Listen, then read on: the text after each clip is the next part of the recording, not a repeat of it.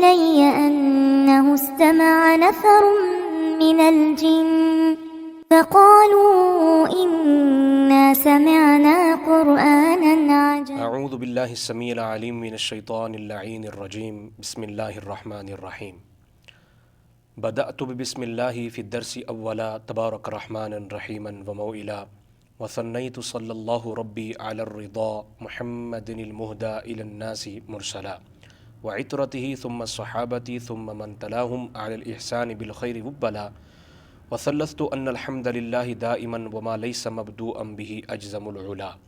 حمد و صلات کے بعد تمام دیکھنے والوں کو السلام علیکم ورحمۃ اللہ وبرکاتہ۔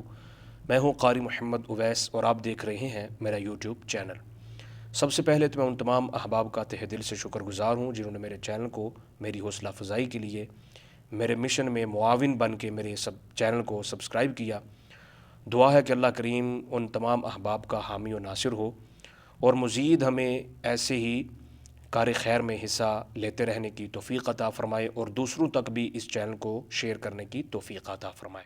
محترم ناظرین کرام، آج کا جو ہمارا سبق ہے 12واں سبق جو ہے اس میں آپ سیکھیں گے قراتوں کو جمع کرنے والے کے لیے کتنی شرطیں لازمی ہیں۔ دوسرے نمبر پہ آپ سیکھیں گے کہ قرات سیکھنے کے زمانے میں سبق کے دوران کتنا سبق جو ہے وہ یاد کرنا چاہیے اور اس کے متعلق اسلاف سلف صالحین ائمہ کرام کے کیا اقوال ہیں۔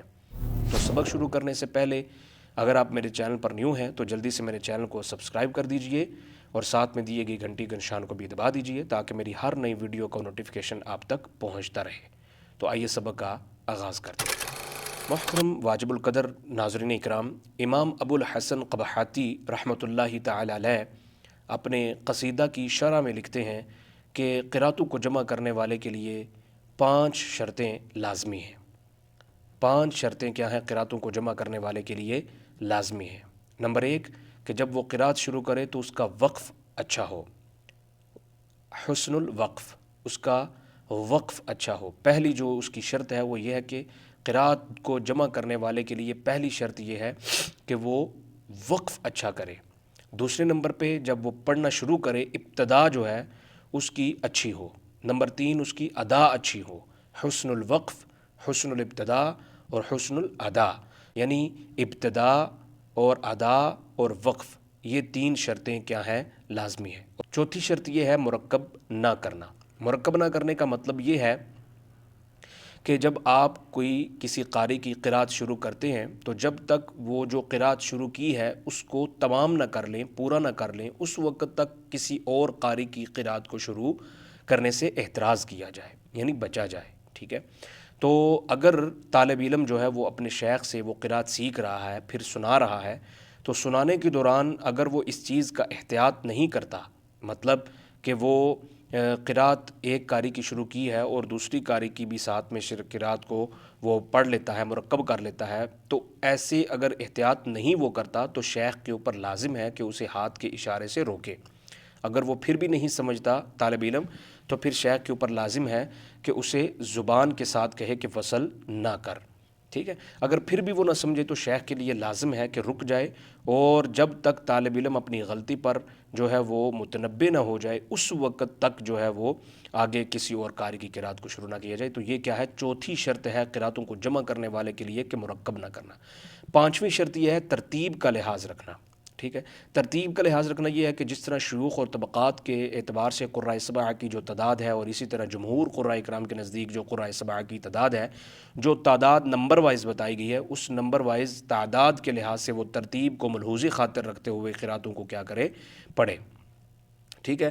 یعنی امام ابن کثیر مکی رحمۃ اللہ تعالیٰ سے پہلے امام نافع مدنی رحمۃ اللہ تعالیٰ کی قرات کو شروع کرے، اسی طرح امام ورش رحمۃ اللہ تعالیٰ کی قرات سے پہلے امام قالون رحمۃ اللہ تعالیٰ کی قرات کو کیا کرے؟ شروع کرے۔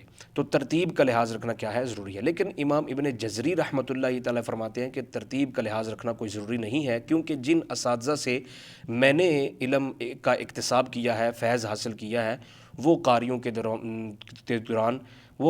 دوران کوئی